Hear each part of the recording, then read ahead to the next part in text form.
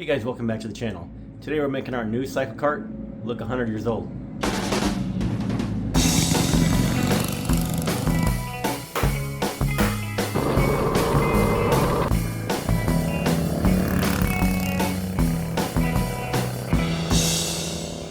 Okay, so I've already started this process on the wheels, putting a faux patina on here to make it look like these are old wooden wheels like the inspiration car. So these are my new, from China, aluminum alloy spoked wheels. These are pretty cool wheels, and they're 18 inches and the tires are 3 inches, so 18 by 3 tires are nice big meaty looking tires. They're kind of heavy, but for an Edwardian Cyclekart they'll work. So you can see on here I just took some paint and dry brushed. I left a little bit of darkness in this area here on purpose to kind of make it look like maybe that was a little oily or greasy, because the original car, that's kind of what it looks like. On the original car there's a steel rim, and then the wood part is in here. I'm going to add a second color in here, I think, to give it a little more depth. But right now that's not looking too bad for kind of like a fakey do. And of course this is what the original looked like. And also on the original, the frame was a wood frame. So we're going to attempt to give this a little bit of texture and make it look like it's wood grain. And to do that, I've got a wood graining tool, got from Amazon. Basically you just drag this across the paint, kind of do like this, and it creates a wood grain effect like that. Hopefully it won't drag the paint off like it did there. This is just a sample off a piece of metal that was not primered. So anyway, this is what the tool instructions say to do. That's the tool I got. It was like $8 on Amazon. So I've just got some Home Depot paints. These are little sample jars from Home Depot. So these are the colors I got. This poppy seed color is really close to the gray color of the frame. Something called Poncho, which is light. I got a baked sienna, and then I've got this desert clay, which I just picked up today. This is a little more of a caramely color. I think that might give us more depth. I feel like this is too bright. So I'm going to use the caramel or the desert clay along with this baked sienna, and we'll see what that looks like. Right now I'm waiting for a couple of, I painted some more of these sample pieces. You see what that looked like. That's just the gray on top with the sienna, and then there's the two lighter colors. But I put down a base of the gray color, so I kind of recreate what the frame has on it, which is this spray can, rattle can paint, Rust-Oleum Ultra Matte slate color. And that's a gray color for the frame. The body will be a slightly different or lighter color gray. But anyway, I kind of want to update you on what I'm doing on this to give this an old-fashioned look. And I'm a newbie at this. I've never quite done an antiquing type project before. So let's see how this goes. Okay, so while the wood grain samples are drying, I thought I'd kind of show you really quickly what I'm doing with the wheels. Really, it's super simple. I'm just taking this paint, and this is probably not the best paint to use, but it's what I happen to have, and that's what I'm going to do. You should probably prep your wheels. I already cleaned these up really good. Some people recommend a sanding, and I'm wondering if that might be the case because this paint isn't sticking very well. Maybe an automotive grade paint would work better. This is just a house paint.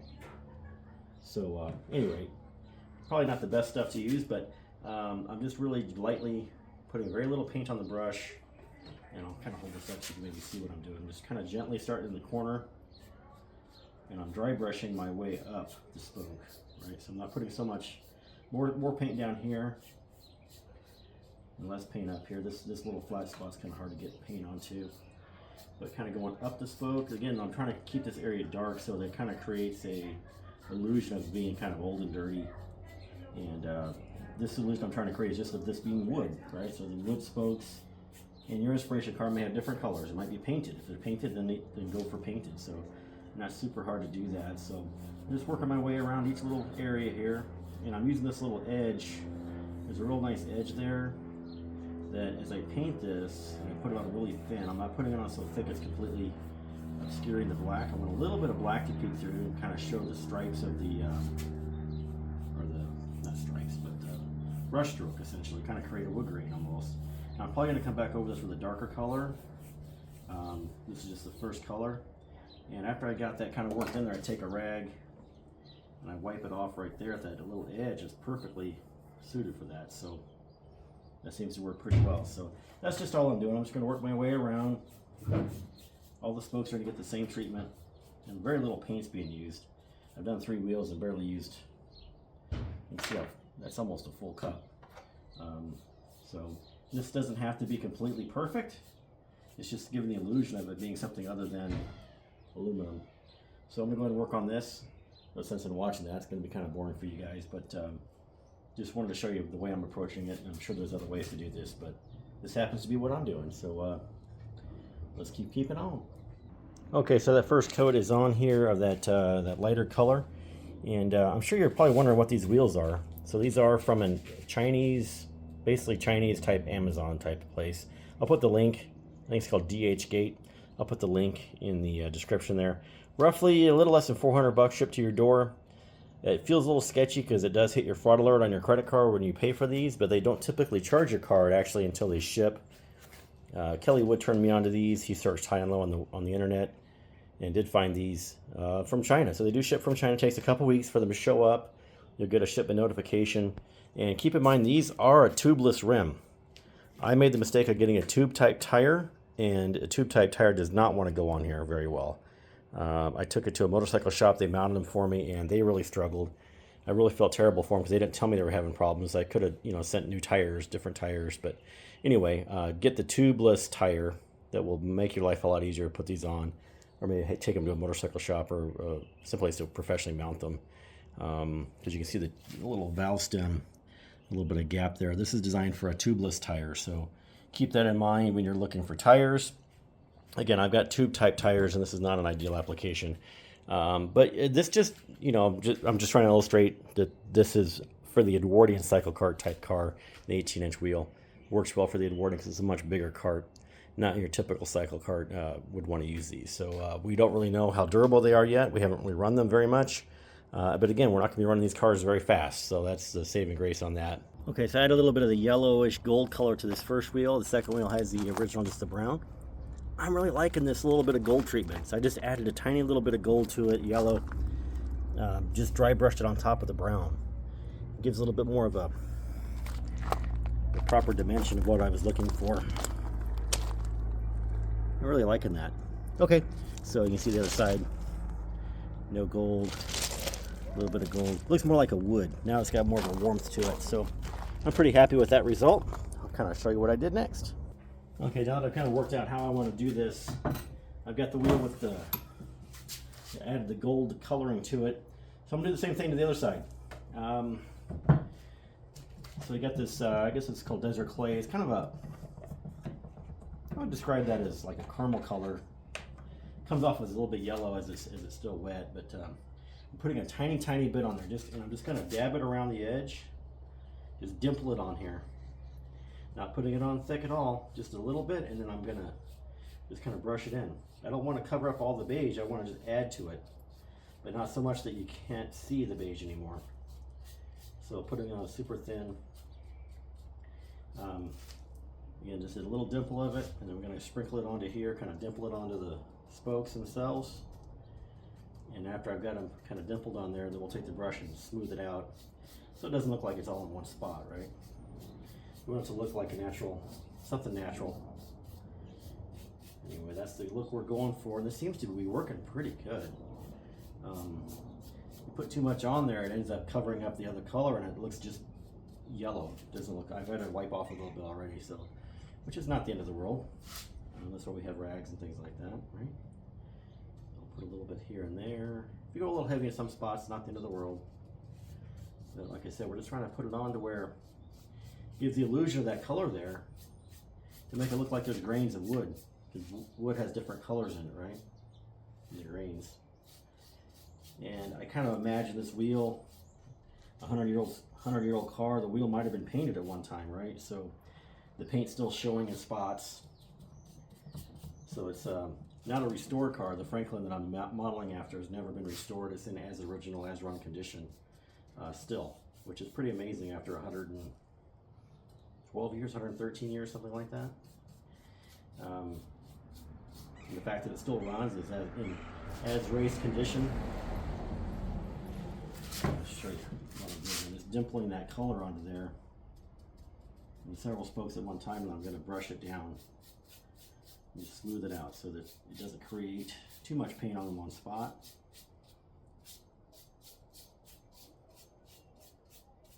I don't know if the camera picks up what I'm doing here, but it doesn't have to be perfect. We're just trying to get a little bit of color on there to give it some depth. So just again right here on the edge, you can kind of see better. To kind of give it a little dimple of color as I kind of go around. And then we'll work that in gently, right? Just kind of work it around. You're not trying to cover the whole thing up. You want some of that other color to show through. If you put too much on, you can always wipe it off with a rag. But this little edge right here works really good for that. Keep that edge nice and straight all the way around. There we go. While it's wet, it's easy to do that with. And this wheel's almost done. A couple more spokes to do here.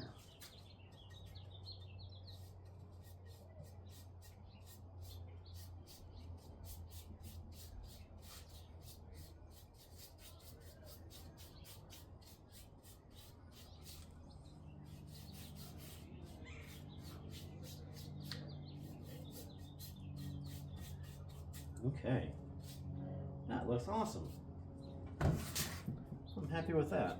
We'll put a little bit around the edge here as well. Just a little dab, kind of go around with just a speckle of paint. Once I get the speckle on there, we'll smooth it down. Just kind of brush it in.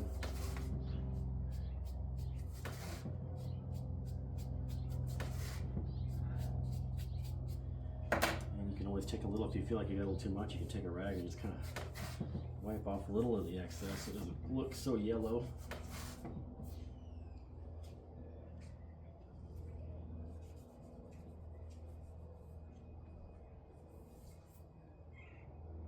All right, I think that's looking pretty good. So after a bit of trial and error, I settled on a technique. So basically I took the pieces I did earlier that had the different colors under it, behind it, that I wood grained, and I painted the gray over the top of it and the wood gray through the gray. So what I think this will do for me is it will make it look like a wood frame that the paint is starting to fail on and the wood is showing through in certain spots. And you can see the other one. You get different results from, just different, every time you do a slightly different texture. But I'm liking this color a little bit better. I think it looks a little more natural. This one's a little too yellow for the gray background it's inside of. So I think that will get us started on. I'm going to go ahead and prep the frame a little bit. I'm going to scuff it a little bit with some Scotch-Brite pads or some sanding paper so that the paint binds really well. Because this paint I'm using, again, is just house paint.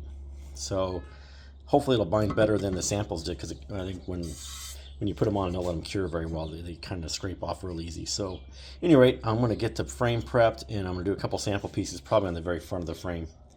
And yeah, this is going to be cool. I'm really excited about this. Okay, so I'm starting on the front of the frame here on the inside. This will be visible, and we'll do the outside tops later, but I got the bottom of this side of this one prepared. I just took a little bit of, I scuffed the paint up first, hopefully get a little better adhesion. I've got this already dried. I left a bunch of brush marks in it to try to give it a little more grainy look. So I'll attempt to show you what I'm doing here. Hopefully this will be visible on the camera.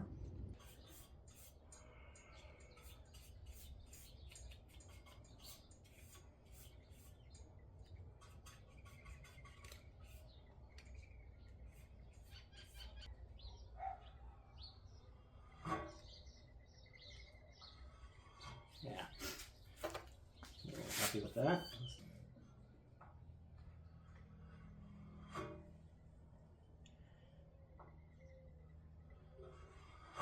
Oh, that looks better. Okay. That looks a little better. What we're trying to do is make it look like the wood is, the paint's flaking off the wood and you see the wood grain showing through. So I think that'll work for that. Okay, so we're working on the very back of the frame, and I've kind of randomly put some of that beige color on here. I'm going to cover the whole thing with the gray, and then we're going to run our tool through it. A little nervous about this larger space, but I got to figure this out before we move on to the other side, or the sides of it, because there's much bigger areas. So I think it's going to work great. Be a positive view on this, and the results will be great. It seems like the smaller tool works better. The large tool, if the frame's not perfectly flat, and this isn't always going to be perfectly flat, tends to not working quite as well. Although I'm going to try the large tool first just to see how it goes. Like I said, we can always put it on the second time. Okay, so that's coated. Let's try this large tool.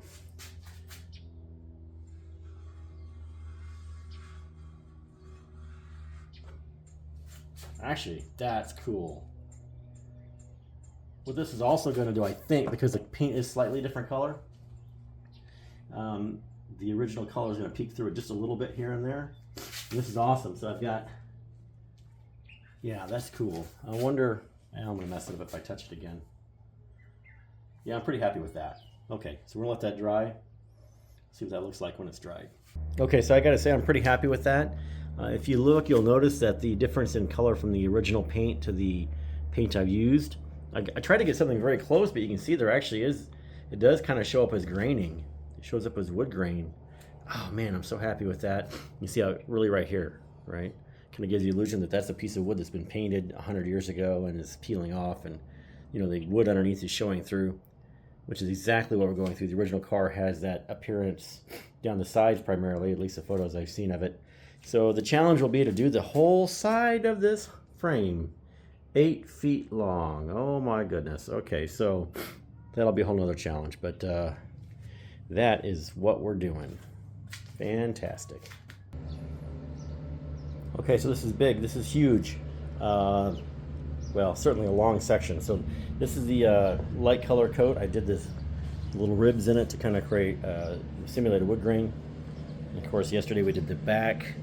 This is kind of part 2 of this frame design, making it look like it's wood. So the other side I've already done. Let me show you what that looks like real quick here. Just kind of walk down the frame here. You can see even in the gray areas there's a little bit of texture apparent because the colors are slightly different, which is really cool. Kind of gives you a real subtle frame appearance of the wood grain. Super happy with that. So I'm going to set the camera down, turn this around so you can see what I'm doing. And the last time when I did this, I just did a small section at a time, and that seemed to work pretty good. So again, I'm using a little bit of this dark gray color on my brush. I'm just going to work just like a section at a time. Seems to work pretty good.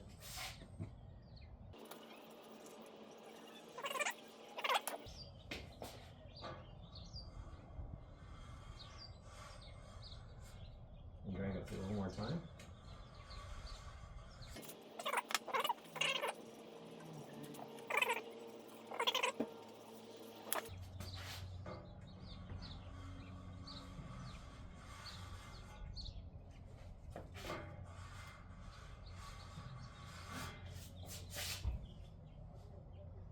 Yeah, looking good. All